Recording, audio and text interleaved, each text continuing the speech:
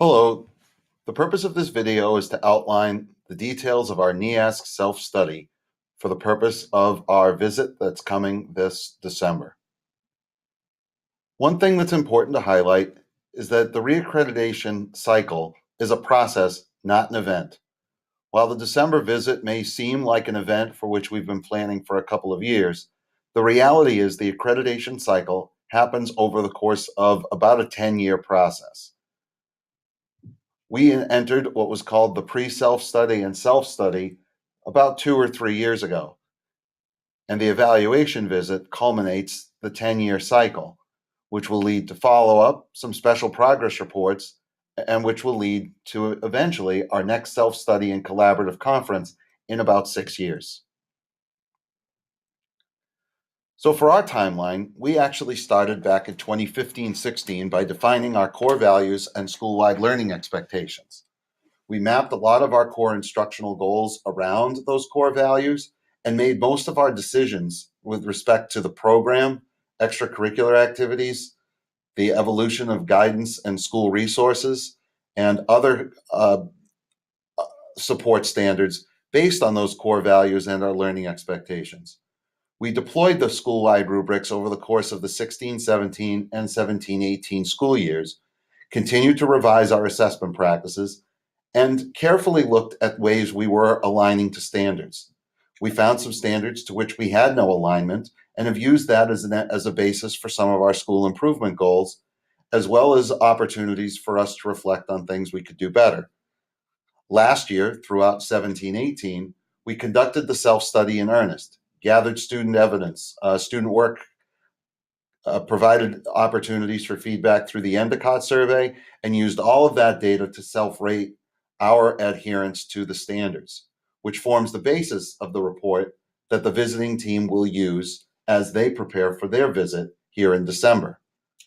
We had the added challenge of adapting those expectations to grade 8, which we started last year and began more in full and more in earnest come this school year.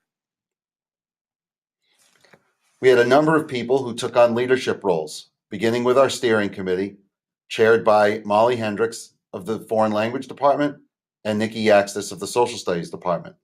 They've been supported on the steering committee by Mr. DeMeglio, Ms. Larkin, and Ms. Pryor.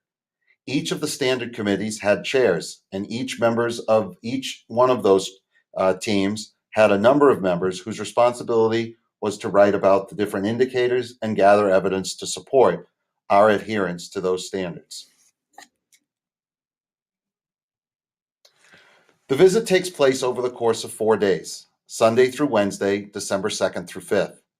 On Sunday, teacher interviews take place. There's parent panels, a school committee panel, a presentation, or what we're looking at doing is a community fair, and a welcoming reception. After the reception, the team retires to the hotel where they begin their self-study work or their visiting work on both in terms of their initial impressions and looking at student work, which we will be providing for them in digital form. On Monday, there are 2 facility tours. One that takes place led by students, that's just a general overview of the facility, and one that looks more deeply at the infrastructure. There are student shadowings, which involve about a dozen of our students being shadowed over the course of 3 or 4 periods. And there'll be focus groups with department heads, district administrators, central office, other teachers, students, etc. As part of the meetings after school, each of the standard committees will meet with representatives from the visiting team as well. On Tuesday, focus groups and student shadowing continues. The team will start its report writing, and they will conduct some additional interviews and classroom observations in order to cement any beliefs that they have learned. That same discussion will occur on Wednesday, although on Wednesday, the bulk of the work of the team is spent in writing the reports, and eventually the visiting team will take a vote with respect to Uxbridge High School's evaluation status. There is a final meeting on Wednesday from about 2 to 3 o'clock where the chair will share some remarks, and then the team leaves, never to be seen again. So the school committee's role, they're interviewed as part of the Sunday agenda. The questions are typically defined through questions like, well, what is the board's role?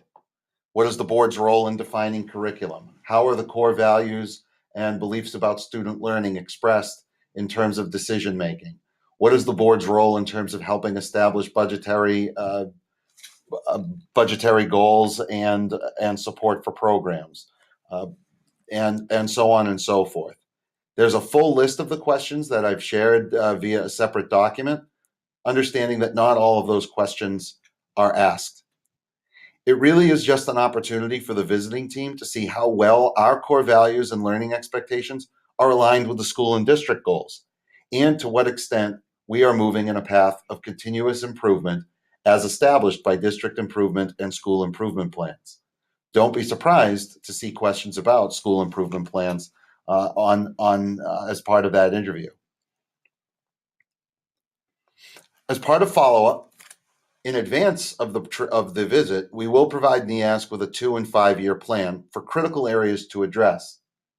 They'll either validate those areas, or maybe even see that we're already on a path to addressing them. They also make specific recommendations that we'll need to address over the next several years. In an ideal world, NEASC's recommendations and our own self-assessment will align. Over the next 2 and 5 years, we will have a follow-up committee that'll be charged with looking at those recommendations and reporting on our status with respect to them, whether they're planned for the future, in progress, or completed. Those that are neglected or not completed are the ones that can sometimes lead to warning letters from NEASC, although we do anticipate that this visit is going to validate a great deal of our hard work. Overall, it has been a very positive experience for the staff of Uxbridge High School, as we have validated a lot of the hard work we have done.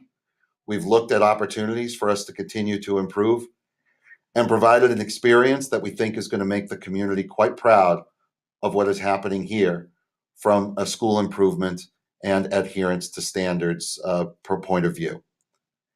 As always, if you have any questions, feel free to let us know. Thank you.